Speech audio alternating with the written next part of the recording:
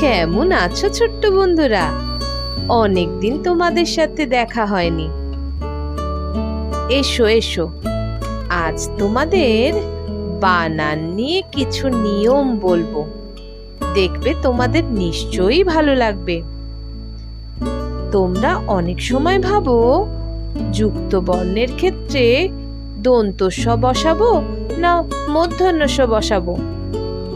আজ তোমরা আমার এই কথাগুলো মন দিয়ে শুনলে এই নিয়ে তোমাদের আর কোনো সমস্যা থাকবে না, আমি কথা দিলাম।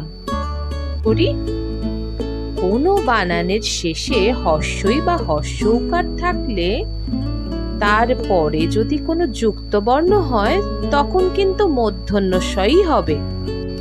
যেমন ধরো আবিষ্কার, বয়ে হর্ষে বি আছে, তার মানে হর্ষই আছে, তাই দন্ত শয়কয়ে আকার ভুল।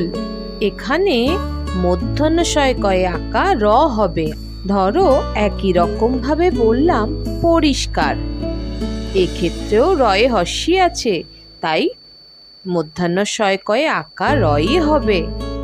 যদি ধরো এই হর্ষইকারের বদলে হর্ষ উকার থাকলো, সেক্ষেত্রেও কিন্তু মূর্ধন্য ষই আসবে যুক্ত বর্ণের জন্য।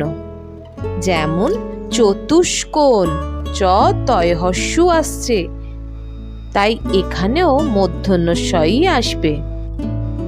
এবার ধরো কোনো বানানে অকার বা আকার থাকলো, সেক্ষেত্রে কিন্তু মূর্ধন্য ষ হবে না, সেক্ষেত্রে হবে দন্ত স। যেমন পুরস্কার, তিরস্কার। এক্ষেত্রে ভালো করে লক্ষ্য করো, পুরস্কার বা তিরস্কার এ রয়ের পর কোনো ইকার বা উকার নেই, তাই এখানে মূর্ধন্য ষ না হয়ে দন্ত সই হবে। কি বুঝলে তোমরা? নিশ্চয়ই ভালো লেগেছে তোমাদের।